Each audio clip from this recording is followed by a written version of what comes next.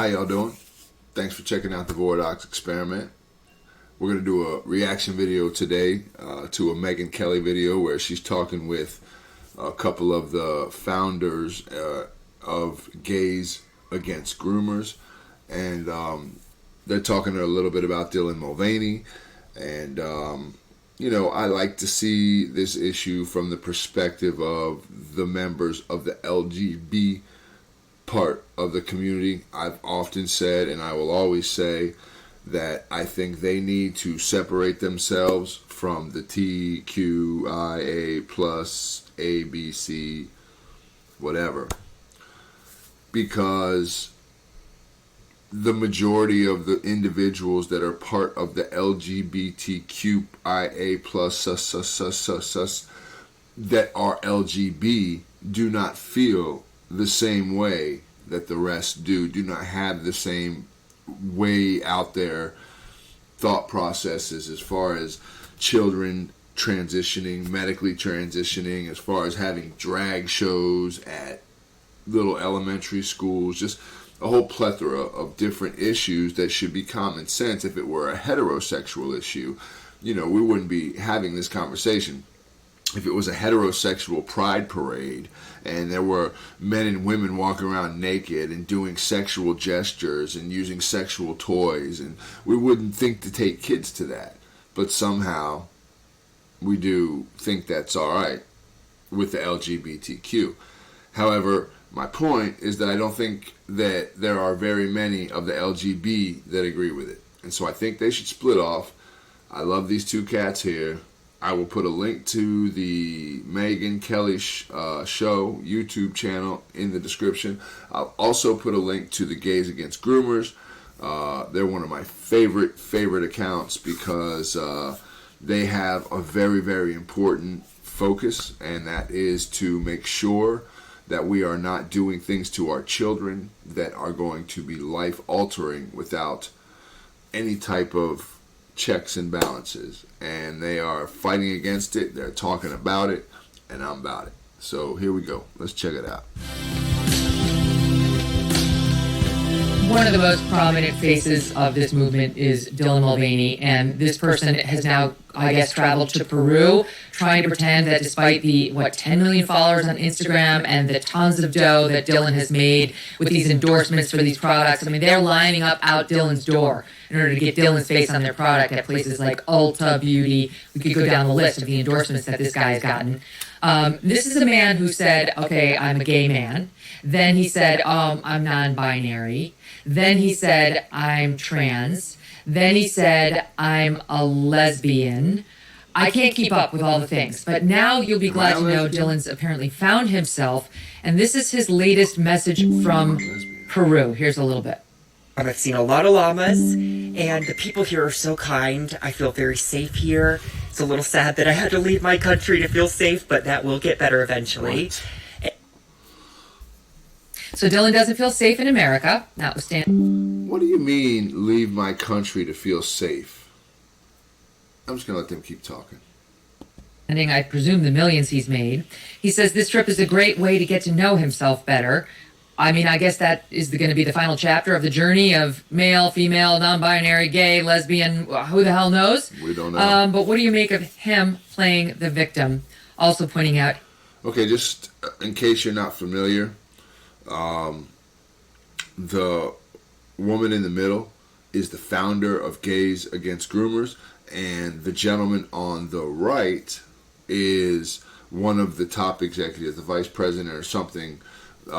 You know, so they're at the top of this organization who just gets shit on continually for their thought processes. And I'm telling you, I would be willing to debate anyone any day about this group and their absolute powerful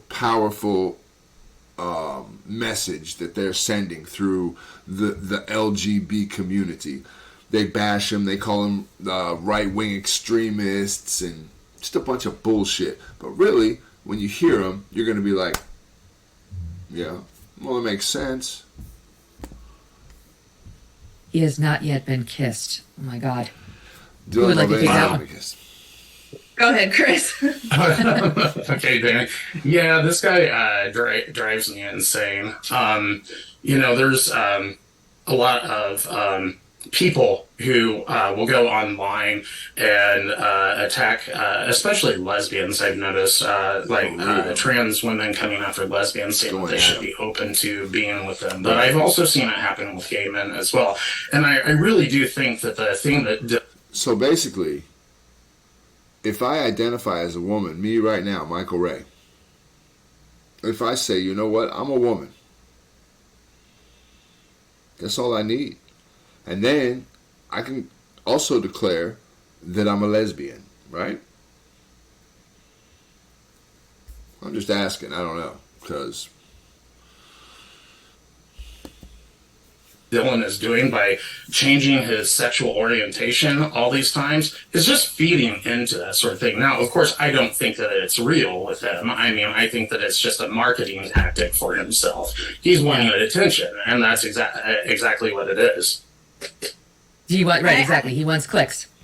Yeah, I agree. And, we have to remember that Dylan was an actor before this, and not a very good one, and kind of not progressing in his career. So obviously, and that's the thing, like, trans is very trendy right now in schools, in society. I don't know if you're familiar with the whole Dylan Mulvaney situation. This individual rose to stardom by doing the Days of Girlhood. He did like a year of day by day of girlhood and what he's doing and what he's...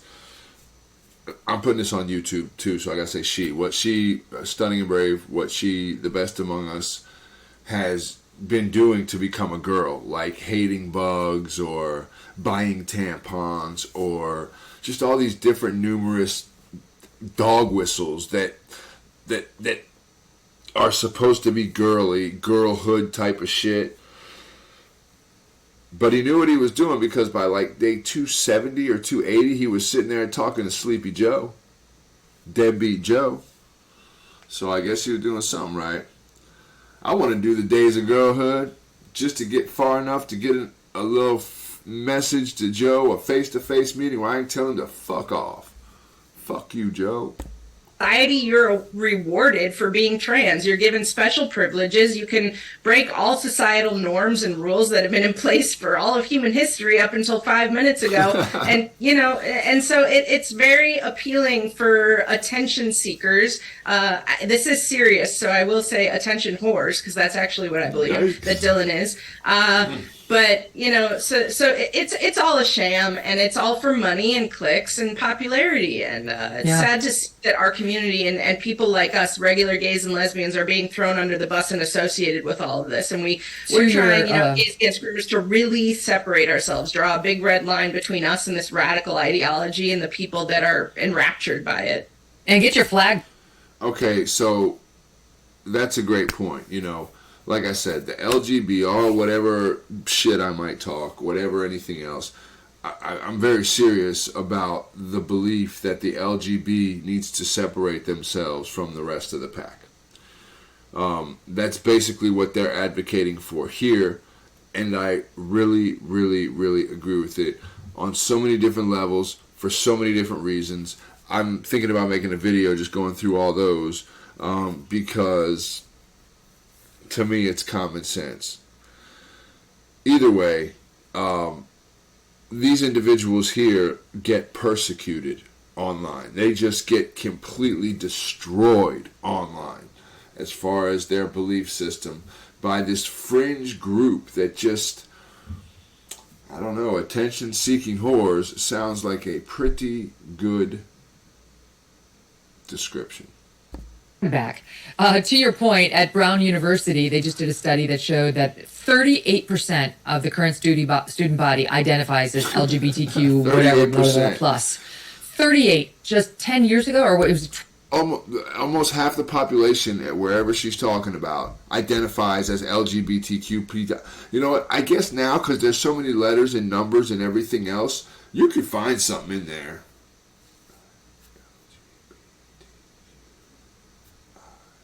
What's the I? I think that's Indian. A? What's the A? Awesome. If the A is awesome, I'm there. 2010, so I guess 13 years ago, it was 14%. But we're not supposed to believe that that it's a social contagion, and we're not supposed to accept, Jamie, that it's got any sort of cachet to identify as part of this group now.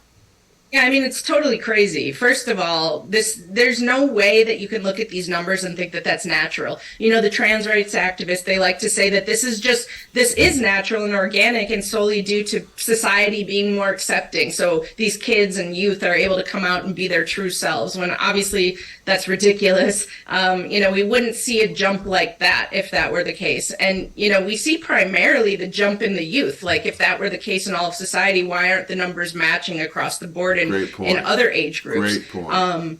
But yeah, this is, children are the most impressionable people on this planet that walk this earth, and planting ideas in their minds it's just a constant bombardment of alphabet propaganda in schools, in media, everywhere they look. And on top of that, it's seen as trendy, as I was saying before. My fiance has a young sister. She's 15 now, I believe, and she was telling us that in school, you're not cool if you're just some straight kid now. There's a lot of peer pressure to identify as non-binary or trans or somewhere in the rainbow. It's scary. My oldest daughter is in high school, and I have this conversation with her pretty frequently.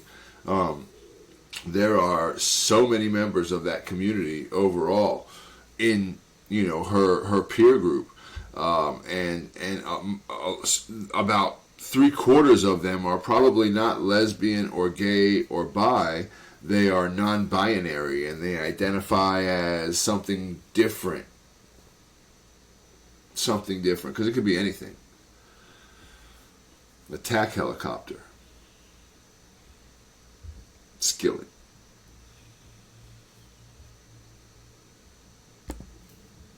Not to mention, at a place like Brown, it's probably rather helpful to have it in your application essay about how you've been brutalized as a member of the LGBTQ society. And to me, it's really like a co-opting. It's like, Megyn Kelly hit him with the... how when you pretend that you had a military injury or you had military heroism and it's fake and they call it stolen valor, Chris?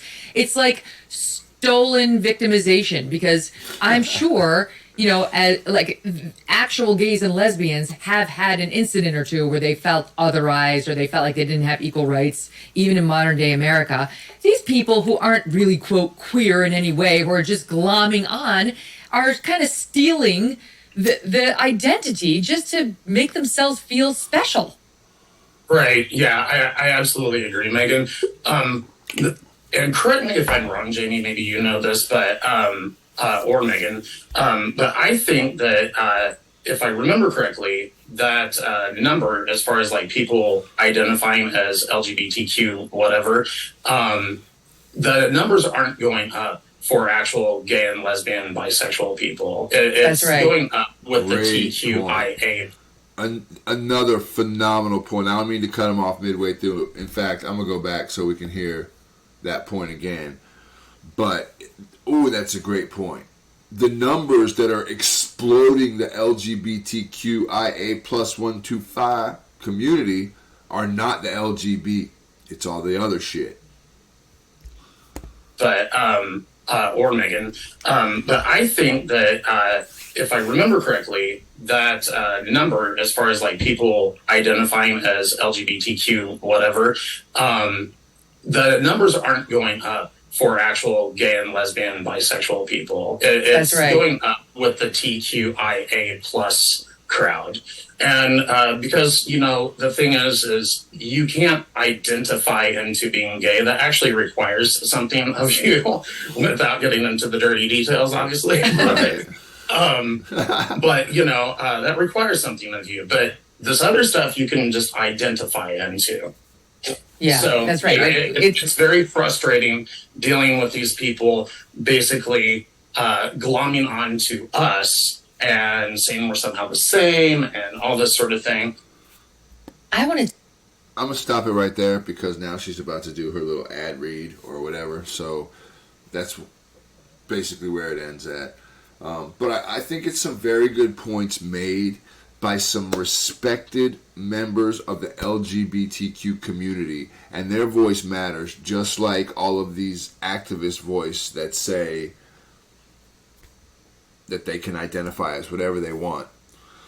One of the issues is that a conversation can never be had because there's so much, aggression if you disagree with any of these far left-wing ideologies. But the reality of it is there are other voices out there, and they're sensible voices, and they're intelligent, and they are common sense warriors, and their basic thought process just makes sense. I'm here to highlight every one of them that I can find. The Voradox Experiment is just me. I'm Voradox, and the experiment is my life, and these videos are just a compilation of shit that interests me. Things that I find to be important. And so, this issue right now, specifically the transgender, the LGBTQ community, I find this to be important to me as a man in my mid-40s. My birthday's coming up. I guess I'm going to be in my late 40s. Ooh, either way. This issue means something to me because I have a little skin in the game. I have reason to care about this community. And so, not only that, but I have reason to care about our country. And I gotta tell you, I think with the shit on the level that it is now, it's going to be hard to field a real tough guy military in 30, 40, 50 years. What are my kids? I have 2 daughters. And that is a huge thing too. These situations where men are competing in women's sports, men are competing in women's beauty pageants. These things are fucking crazy. And I think it's bullshit. So, you get to hear about it if you choose to check out the channel. Appreciate that you're here. Please like, subscribe, hit the notification bell. I'm trying to be somewhat methodical in my uploads, but I'm pretty scatterbrained, and you should hit the notification bell so you get it as soon as I come up with it. I appreciate y'all. Have a great afternoon, evening, day, whatever. Love you. God bless you. See you later.